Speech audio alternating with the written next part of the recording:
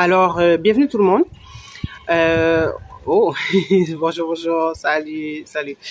Euh, ouais, je sais, c'est un meeting important aujourd'hui.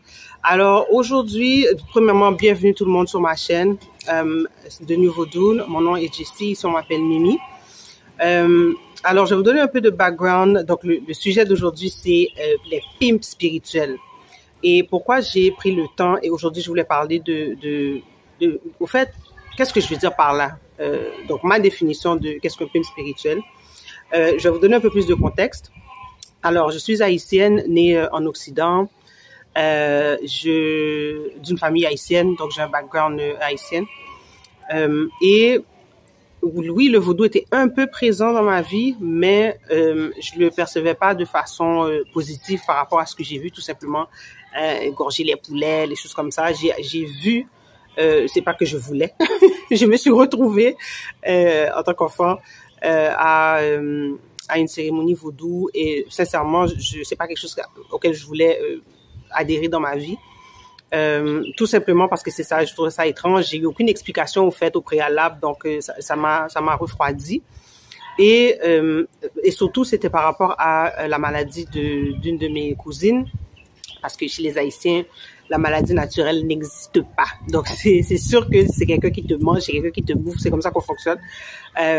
Donc voilà. Maintenant, en grandissant, je me suis dit, et surtout après la naissance de ma fille, déjà j'ai eu beaucoup d'épisodes dans les rêves. Donc moi-même, il y a des choses qui se manifestaient que je comprenais pas. Et j'ai pas nécessairement cherché à comprendre. Je me suis juste, je sais pas, j'ai essayé de vivre avec les épisodes que je vivais, que ce soit dans les rêves, que ce soit des personnes qui m'apostrophaient dans la rue, qui étaient en mesure de voir certaines choses sur moi. Et mais j'en parlais pas parce que je comprenais pas et je m'apercevais que c'est pas tout le monde qui pouvait le voir. Donc je me suis dit là, je fonctionnais en incognito pendant un certain temps jusqu'à ce que moi-même je comprenne qu'est-ce qui se passe. Et je vais essayer de faire vite, hein, mais je veux vraiment vous mettre en contexte. Et donc après la naissance de ma deuxième fille, je me suis vraiment dit, c'est en 2018, je me suis dit, je dois absolument apprendre plus sur ma spiritualité, la spiritualité haïtienne. Mais comme que je suis haïtienne, donc probablement il faut aller plus loin, il faut aller à les racines, il faut découvrir l'Afrique. Ça commence comme ça, hein. Ça commence comme ça je pense, pour beaucoup d'afrodescendants. Et aujourd'hui, je m'adresse aux afrodescendants. Je m'adresse aux personnes qui sont, pour l'instant, aux afrodescendants. Vous devez savoir que je suis en Afrique, donc mes amis, les Africains, c'est pas une question de afrodescendants versus africains, c'est pas ça. Aujourd'hui, on doit avoir une vraie discussion pour qu'on puisse réellement passer à autre chose et évoluer ensemble. Donc, tout ce que je vais dire, gardez ça en tête parce que c'est ça le vrai message, au fait. À la base, c'est ça. Donc, je me suis dit, bon, on va commencer. Déjà, je comprends rien, je parle pas de langue africaine. Je vais chercher, je vais apprendre une langue africaine. Donc, j'ai trouvé le Kikongo. Là, je me suis dit, waouh, c'est fantastique, je vais apprendre le Kikongo. Comme ça, je vais pouvoir apprendre la tradition, hein, tu sais, de base. Bon, parfait. Or, je ne savais pas que... et donc, avec ce cœur ouvert, avec... sans nécessairement aucune méfiance. Et c'est là qu'on fait erreur. Sans aucune méfiance, je me suis inscrite, j'ai écouté une vidéo sur YouTube, je ne vais pas vous dire qui. C'est pas ça l'important, en fait. Parce que mon histoire, c'est copier-coller d'histoire de beaucoup d'afrodescendants. Et sur le continent, les gens qui adoptent ce genre de comportement meurent carrément. La semaine passée, la 7e personne est morte de notre communauté par manque de... Franchement, on peut éviter certaines situations, mais je reste concentrée sur le sujet. Donc, je me suis inscrite, on s'est inscrit pour apprendre, moi et mon mari, une chance, on s'est inscrit ensemble pour apprendre plus, on était tellement excités, on était contents de pouvoir vraiment, et le format aussi qui était proposé nous parlait beaucoup parce qu'il y avait de la théorie, et c'est une chose que chez les Haïtiens, il y a pas de théorie, on t'explique rien du tout, et puis t'arrives, et puis c'est tout. Mais ça fonctionne pas comme ça avec notre génération. Nous, on a besoin de comprendre les choses, on a besoin voilà. Donc, le format qui était présenté était très bien comme ça, donc apprendre et ensuite pratiquer à travers la méditation. Personnellement, j'ai jamais médité avant, donc tout ça, c'était nouveau pour moi et je me suis découverte. Donc, tout cet aspect-là qui était tellement occulté de ma personnalité, finalement, j'ai découvert. Mais, dès le départ, deux choses. Première des choses, l'esprit de mon mari. Donc, je pense que c'est l'esprit de la famille de mon mari m'a encerclé. Et ça, c'était la première chose que j'ai fait. Première méditation. J'enlève pas ça de mon cerveau, je l'ai enregistré. Ensuite, une autre petite intuition, une voix à l'intérieur de moi m'a dit, c'est pas les autres qui te forment, nous te formons. Je dis, d'abord, c'est qui? Donc là, les discussions internes ont commencé comme ça. Donc, mais par contre, j'en ai pas parlé et j'ai gardé ça parce que je suis dans des terrains quand même inconnus, donc je reste tranquille. Et j'enregistre ces informations, c'est tout, je note. Voilà, on avance. Plus le temps passe, plus je me rends compte que je me sens pas bien là-bas. Je découvre la tradition, mais vraiment, est-ce que c'est la tradition? C'est au compte-goutte. Je me sens pas bien. Je me sens forcée à faire des choses que je veux pas. Et une chance que je suis d'origine haïtienne. Donc, nous sommes rebelles dans l'âme, au fait. Et c'est sur le continent que j'ai réalisé que, en tant qu'haïtien, en plus, je suis née au Québec. Donc, haïtienne, née au Québec. Et je suis, dans l'année où je suis née sous René Lévesque. Donc, c'est compliqué. On peut pas me dire, je suis profondément, je ne suis pas exactement. Si on me dit d'aller faire quelque chose, je questionne, je me pose des questions. Et c'est normal, hein. Peut-être tout le monde est comme ça, mais peut-être c'est pas tout le monde qui a la force ou qui a les esprits derrière nécessaires pour parer à certains coups. Et je suis d'avis que j'ai passé par certaines épreuves pour que je sois aujourd'hui en mesure de vous parler, pour vous éviter, parce que j'ai des guides solides, forts, des énergies comme au goût familial que eux, bon, c'est ça, voilà, c'est des rebelles, des esprits Yoruba. Et l'énergie que j'incarne, c'est une énergie de haut goût. Donc, on peut me déstabiliser, mais on peut pas me jeter par terre. Donc, si Ogun n'autorise pas, voilà, hein, c'est pas moi en tant que tel, je suis venu faire quelque chose, nous sommes tous venus faire quelque chose. Et maintenant, je reviens au PIM spirituel. Quand quelqu'un est en mesure de voir les énergies que vous avez sur vous, si quelqu'un est bien intentionné ou le guide spirituel en question, qui est, selon moi, hein, qui est supposé être guide, est supposé de vous aider, vous accompagner dans votre chemin personnel à vous.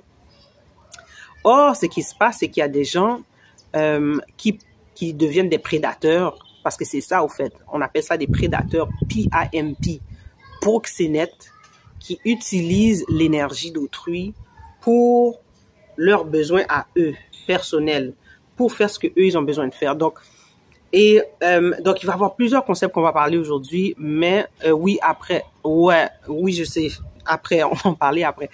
Il y a plusieurs concepts qui va être soulevés aujourd'hui, et pour de vrai, on va pas passer beaucoup de temps, on va faire 1 heure, ça va être amplement suffisant. Les questions, on va les faire en privé, et on va parler en privé par la suite, mais l'information qui doit passer en public. Donc ces gens-là, ils traquent, parce que c'est un but, c'est un objectif au fait. Donc c'est pas tout le monde, hein. Et puis je tiens à dire, c'est pas tous les Africains qui sont comme ça. C'est pas tous les Haïtiens qui sont comme ça non plus. Il y a des gens qui ont décidé que bon, moi j'ai besoin d'une force mystique, je vais aller puiser là où je dois aller puiser pour devenir fort et pour avoir de l'argent, pour faire ceci, pour avoir du pouvoir, pour blablabla. Peu importe leur objectif, mais c'est ça. Et pourquoi nous sommes ciblés? Et c'est là où le nerf de la guerre. Nous sommes trop crédules. Je m'explique. Nous venons ou nous essayons de rentrer dans une spiritualité qu'on ne connaît pas réellement, qu'on sait qui est très dangereuse parce que on a vu beaucoup d'exemples dans notre entourage. Je suis certaine qu'il y a une personne qui a été exposée à un problème mystique familial quelconque. Hein? Donc, nous avons tous une expérience négative par rapport à ça. Mais maintenant, quand on arrive quelque part et on se dit qu'on veut renouer avec nos racines africaines, c'est comme si que tous les Africains incarnent ce désir-là. Non. Ce sont des gens comme tout le monde, et ce sont nos frères et sœurs qui ont été colonisés comme nous, avec leurs problèmes aussi, mais à leur façon, avec leur schéma, avec tout ce qui a été, tout ce que la colonisation a installé, ils ont ça en eux. Donc, il y en a qui ont pu faire un travail sur eux et pas nécessairement nous regarder comme des prédateurs. D'ailleurs, sur le continent, la majorité, Haïti, quoi? Ça y est où? C'est où? C'est en Afrique. Ils savent, c'est pas qu'ils savent pas, ça fait partie du curriculum. Ça ne fait pas partie du curriculum. Parler de l'histoire de l'Africain en général, que ce soit de la colonisation, de l'esclavage, bref, tout ça là, ils essaient de vivre leur vie, quoi. Ça, c'est pas leur problème, tout simplement. Moi, je dirais la grande majorité, c'est ça.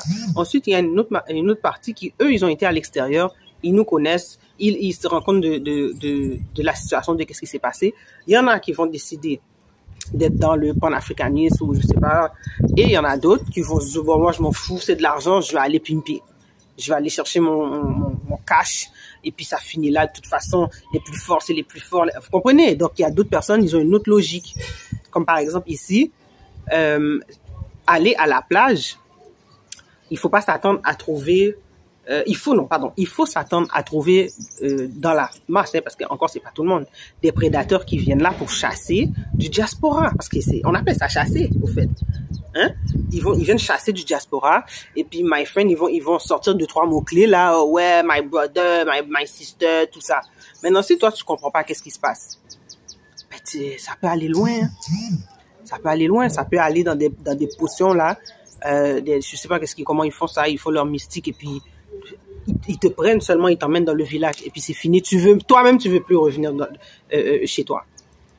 Donc les réalités comme ça, il faut en parler parce que nous on est fatigués de vivre en Occident. On veut revenir, mais il faut comprendre dans quoi vous revenez aussi. Il faut comprendre qui nous sommes parce que c'est pas juste Africains versus Caraïbéens. Quand on fonctionne entre nous sommes des gens spirituels, point. Donc, il faut comprendre qu'il y en a qui ont certaines clés, certaines informations qui ne l'utilisent pas à bon escient. Et c'est ça le problème. Et c'est ça le nettoyage spirituel qui est en train de se faire au niveau de l'esprit, au niveau de l'astral, maintenant qui se manifeste maintenant dans le plan matériel. Ça doit être nettoyé. Les gens comme ça peuvent plus fonctionner. Ils sont démasqués. Mais bon, peut-être qu'il y aura toujours il y aura toujours des victimes, mais c'est pour ça qu'il faut parler. Il faut partager. Maintenant, pourquoi je dis paix? Parce que l'énergie sexuelle, c'est l'énergie, c'est une énergie qui incarne... Au fait, c'est l'énergie qu'on doit utiliser sur cette terre pour fonctionner. Si quelqu'un maîtrise son énergie sexuelle, il te maîtrise, point. C'est la raison pour laquelle il y a beaucoup de personnes qui sont dans ce chemin déviant-là, viennent violer, parce que c'est ça au fait. Il n'y a pas de consentement, ou bien le consentement n'était pas vraiment un consentement, comme si la fille a dit oui, je veux juste boire du jus, puis toi, tu es déjà chez elle. Vous comprenez? C'est consentement, mais borderline. Donc, ils viennent la nuit pour faire des relations avec vous, pour vous donner des bisous, vous donner à manger. Si vous mangez, vous voyez quelqu'un vient vous donner à manger, c'est pas bon. C'est pas bon. Il vient, bon, peut-être que vous n'êtes pas dans des rapports sexuels, mais vous êtes dans des situations où vous vous sentez tellement bien quand il est là, ou elle est là, et tout ça, Vous manipulez. C'est l'énergie, c'est votre énergie que vous dégagez quand vous êtes dans cet état-là. C'est ça qu'ils sucent. C'est ça que ces gens-là utilisent. Maintenant, après ça, ils sont forts dans la journée. Ils font toutes sortes de choses. Ils font de l'argent, ils canalisent votre énergie. L'énergie qui est supposée aller pour votre famille, vos enfants. Eux, ils prennent ça. Vous pensez qu'il n'y a pas de répercussions spirituelles en adoptant des comportements comme ça? Non, pas du tout. Donc, ça c'est la première des choses, ou deuxième des choses, je sais plus où ce que j'étais rendu, mais cette énergie sexuelle-là que ces pimps viennent utiliser pour eux,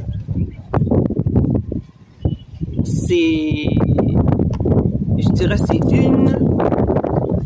une des réalités que nous expérimentons en tant qu'afrodescendants avec ce genre de prédateurs spirituels. La manipulation dans les rêves. Ils viennent vous parler, ils viennent vous donner ceci, ils viennent vous donner cela, vous chuchoter à l'oreille, ou des fois ils peuvent se manifester sur le visage de quelqu'un d'autre. Donc vous savez pas. Mais qu'est-ce qui est important, c'est d'avoir des repères, vous-même avoir vos repères que personne connaît. La seule façon que, parce que ça m'est arrivé, la seule façon que j'ai pu déceler certains pièges, c'est parce que j'ai des mécanismes mentaux que je me suis donné depuis l'adolescence, je pense. Ouais, depuis l'adolescence. Donc, il y a une façon que je fonctionne avec moi-même, que je sais que non, quand je me sens comme ça, il y a un problème. Si la personne agit comme ça, il y a un problème. Si moi, je vais aller à droite, la personne veut que j'aille à gauche parce que c'est mieux pour moi. Tu ne sais pas. Donc, moi-même, je ne sais pas qu'est-ce qui est mieux bon pour moi. L'autre sait. D'accord, en tant que guide spirituel, peut-être. Mais si le choix, la direction en question n'est pas bénéfique pour moi, est bénéfique pour l'autre, il y a un problème. Il y a un problème. Ça fonctionne pas comme ça. Si on se sent pas bien quelque part, on reste pas là. Et ça, c'est une chance au niveau culturel. L'haïtien est riche. Une chance que j'ai cette culture-là. Sinon, je sais pas, en fait. Je sais pas. Mais chez nous, nous pas dans un sac fréquent. Du tout. Remen moun qui remen. Ça fait partie des principes de base. Remen moun qui remen. Ensuite,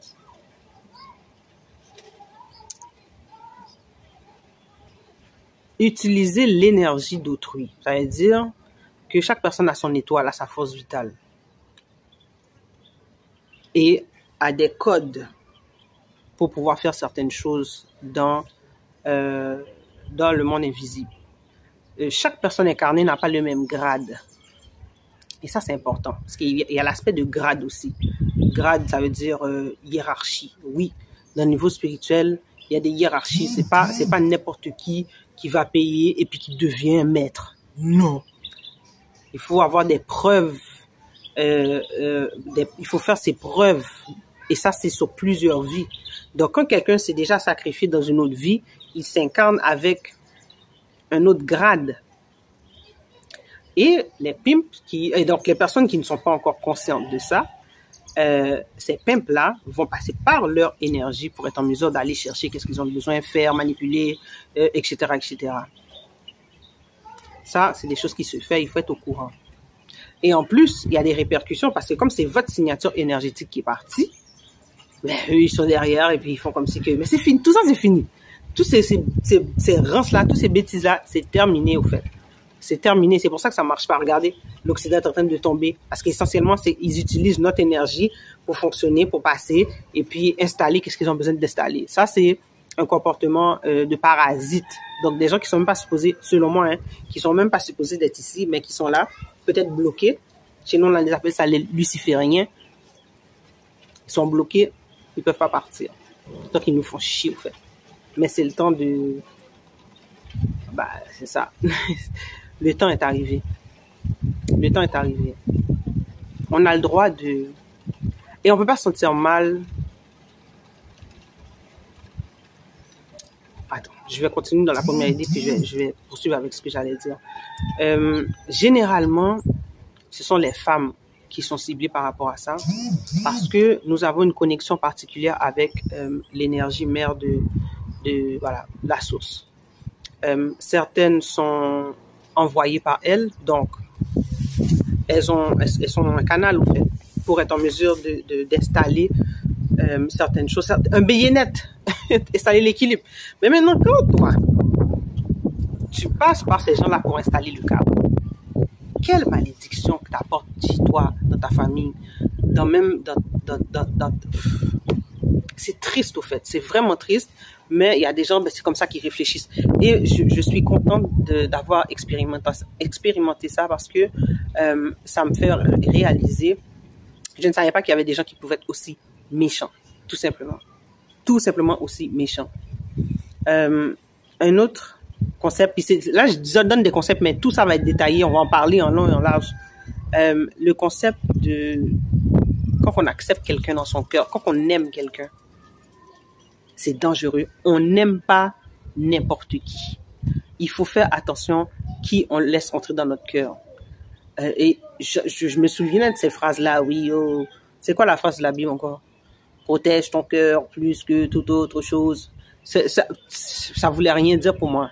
Aïe, je l'ai appris. C'est pas tout le monde que tu trouves cool, qui est bien,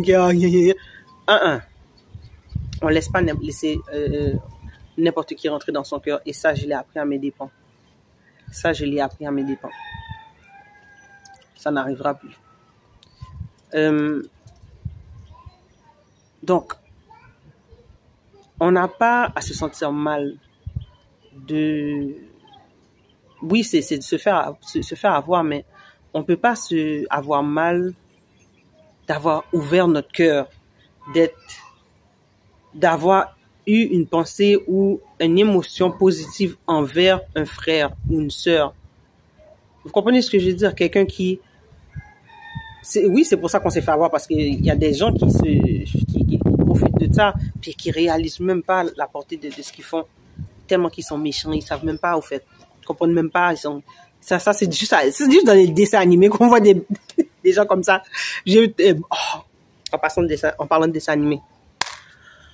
Un dessin animé qui explique bien ce concept-là de manipulation énergétique, c'est Kung Fu Panda, je pense le 3, avec Kai. Et puis il a une ceinture là avec toutes les chi des gens qu'il a absorbés, et puis il met ça dans sa ceinture, puis ça le rend encore plus fort. Et tellement qu'il a amassé l'énergie, il est en mesure de passer du monde des morts au monde des vivants pour aller chercher encore plus vite, toujours plus fort. Et c'est tellement fort pour de vrai. Et à la fin, il voulait prendre le chi du guerrier dragon du Kung Fu Panda. Et là, Kung Fu Panda a dit, ah ouais, tu veux mon dragon, tu veux mon énergie, je te le donne. Pra. Mais c'était tellement trop pour lui, il s'est éclaté en 1000 morceaux. Eh bien, pensez à ça. Dites-vous que votre énergie là, elle est extraordinairement puissante. Que quelqu'un vous prédate pour ça. Donc, c'est vrai que je vais pas vous dire, soyez content qu'on vous abuse, c'est pas ça que je vais dire. Mais vous comprenez ce que je veux dire? Ce que je veux dire, c'est que peut-être que vous pensez que vous n'étiez pas important, mais quelqu'un quelque part s'est assis, a fait un business plan, hein, s'est installé avec ses mignonnes là, hein, et puis voilà, et puis les mignonnes, ouais, on va aller pimper de l'afro-descendant, ouais, bonne idée.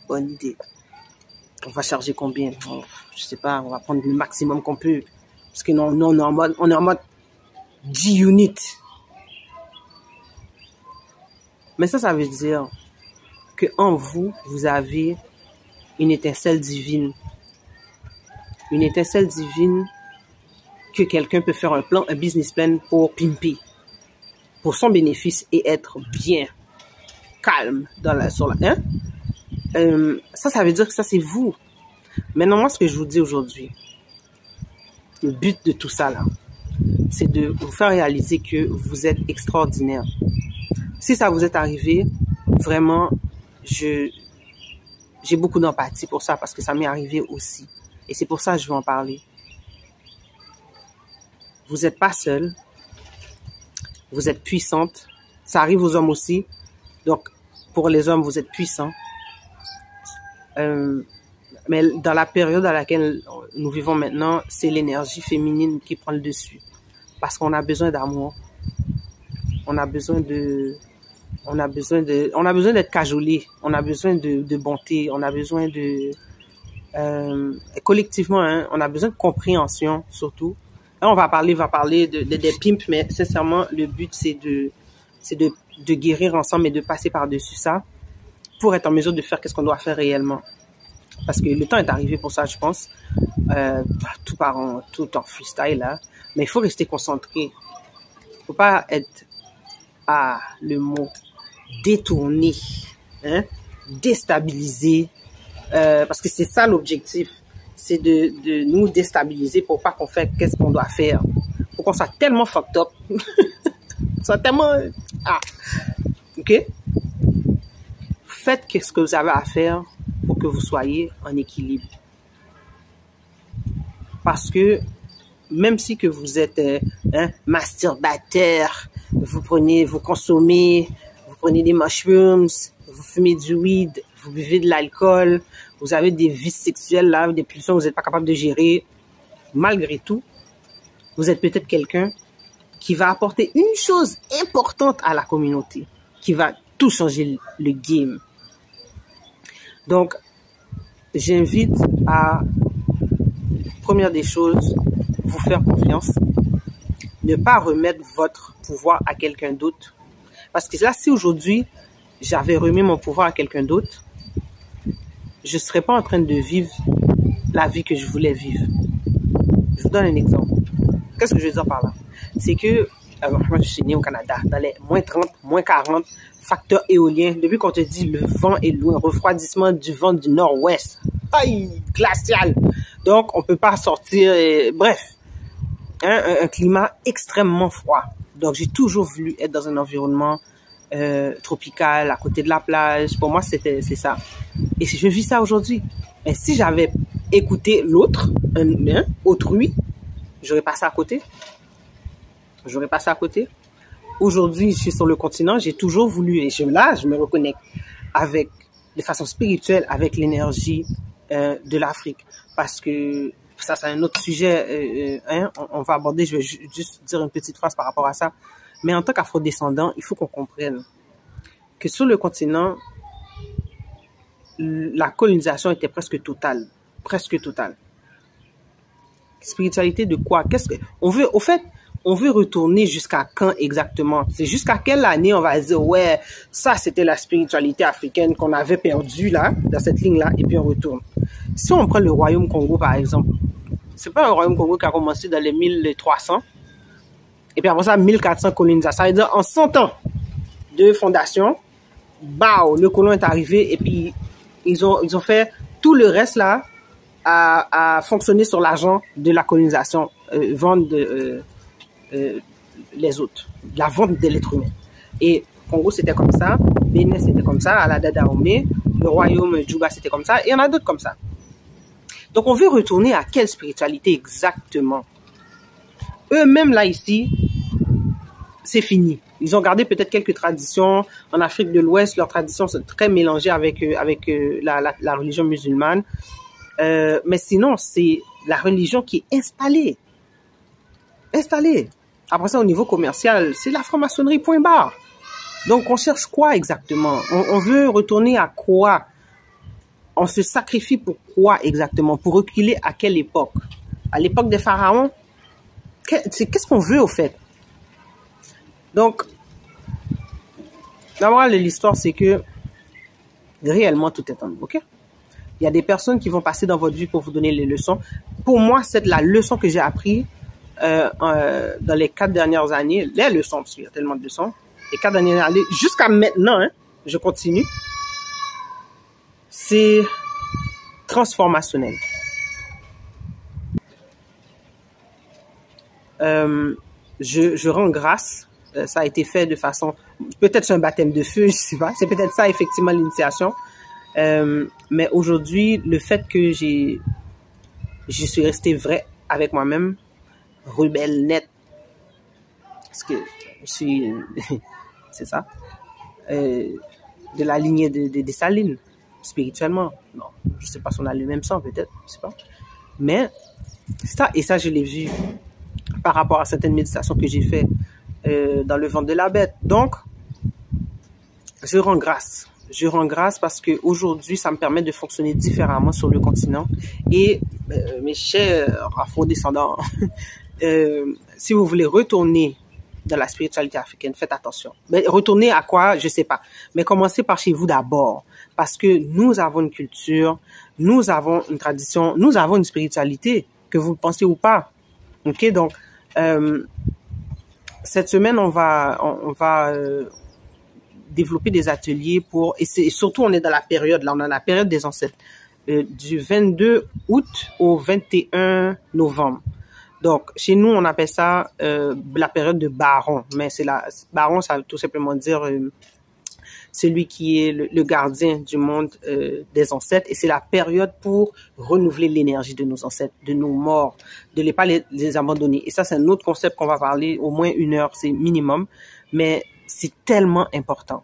Mais en tout cas, aujourd'hui, je voulais plus me concentrer sur comprendre certains mécanismes. Puis qu'est-ce que les personnes veulent vraiment lorsqu'on les cible, les afrodescendants?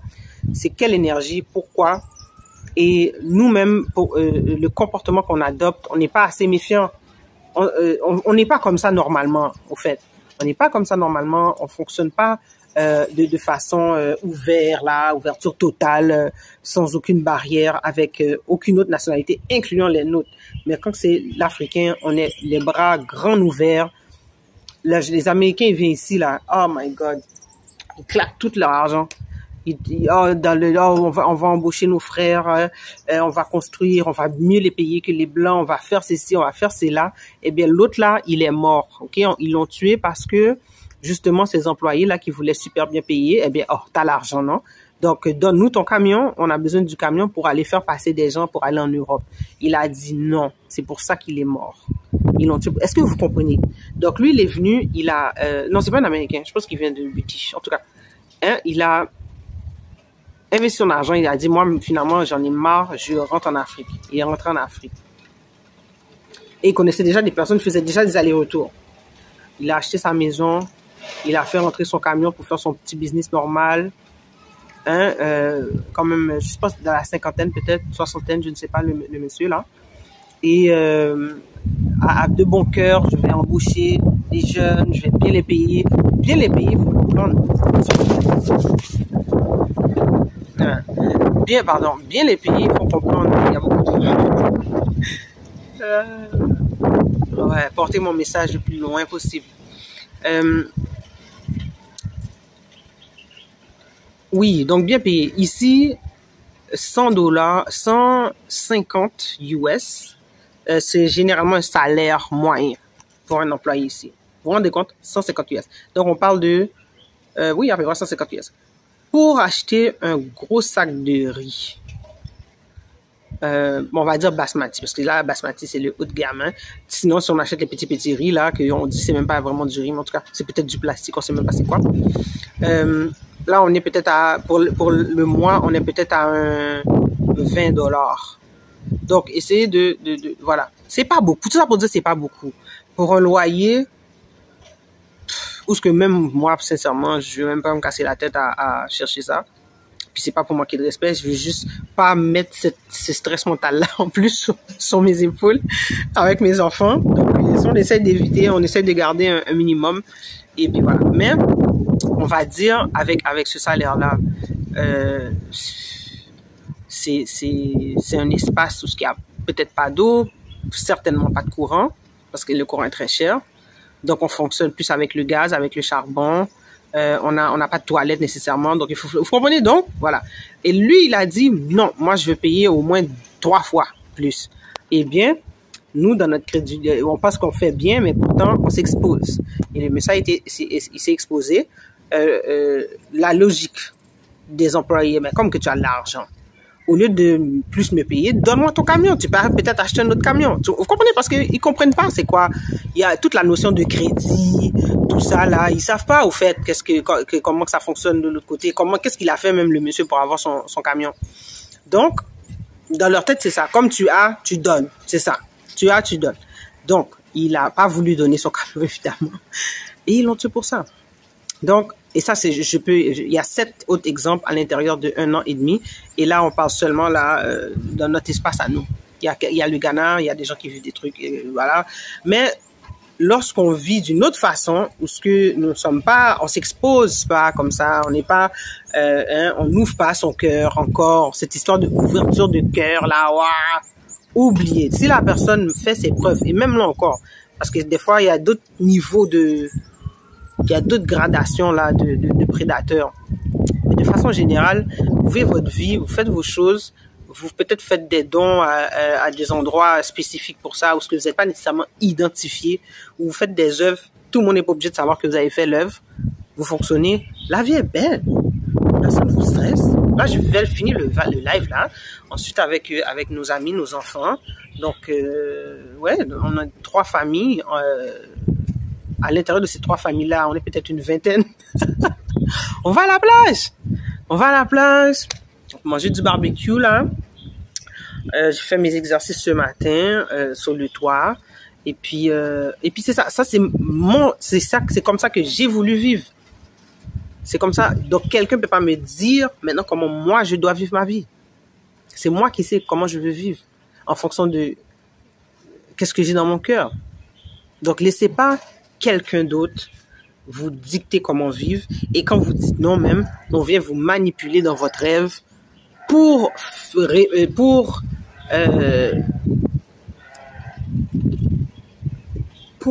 son besoin personnel. D'ailleurs, mis en passant, les plantations spirituelles, ça existe. Des gens qui travaillent pour autrui dans un genre de truc à ciel ouvert, vous savez même pas que vous êtes là et pourtant vous êtes dedans. Des plantations spirituelles, vous êtes dans un enclos. Maintenant, le but c'est quoi? C'est de prendre conscience de ça. Si vous voulez pas, vous dites non. Dans votre cœur, vous faites la prière. Vous dites moi, je suis pas né pour ça.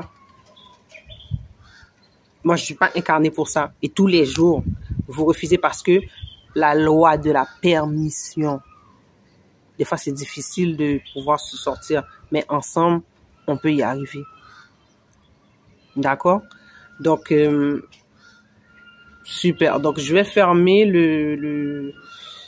la discussion, la présentation, en fait, et on va passer aux questions.